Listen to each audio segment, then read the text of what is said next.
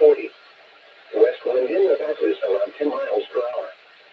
Thursday night, mostly cloudy with rain.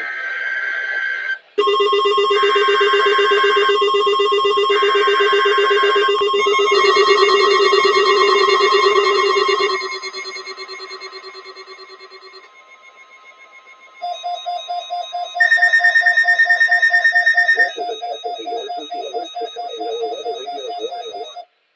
During potentially hazardous weather situations, the National Weather Service transmits a signal that automatically activates specially built receivers to warn of the impending hazard. Tests of the receivers are normally conducted by the National Weather Service every Wednesday near 12 noon. When there is a threat of or existing severe weather in the area on Wednesday, the test is postponed until the next day without a severe weather threat. The following tones will conclude this test.